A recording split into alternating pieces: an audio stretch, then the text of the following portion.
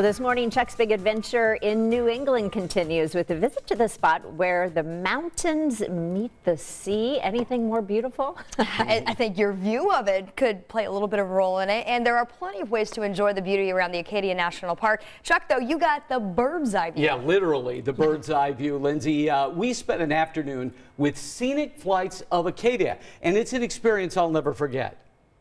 Okay, we'll just get you to get in on this side of the plane here. All right. We took a late afternoon flight with pilot David Vroom. No kidding, Vroom, that's his name, and it didn't disappoint.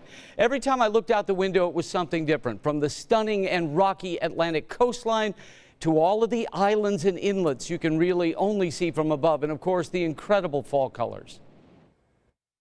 David, it's one thing to be able to look at these beautiful leaves here in Maine from the ground, but it's a different experience on top of them, right?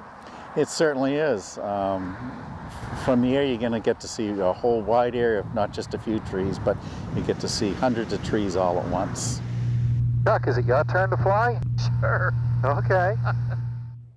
Well, that was a bucket list experience capped off by getting to see a beautiful sunset from the sky while I flew the aircraft.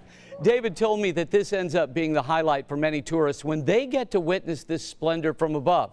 Now, we also got the chance to experience Acadia on the ground and learn more about their mission of stewardship and helping visitors leave no trace. And I'll share more of that later this morning. A special thank you to David and Vicki Vroom from Scenic Flights. They have a son who lives in Franklin. Oh, no There's kidding. a Hoosier everywhere. You're right. Well, you can read more about my flight and my blog at WTHR.com/Chuck's Big Adventure. We've got a lot more coming up later this morning. And of course, you can always catch up by going to the website. So you have no fear of getting in small aircrafts like that, or real? Well, I'm sure Steve, our photographer, and Megan, our producer, were freaking out when I started flying that plane. Yeah, it was for some time, but it was a gas. And I really recommend, if you go there, to do it that way, because you can see everything, the vastness of that great park.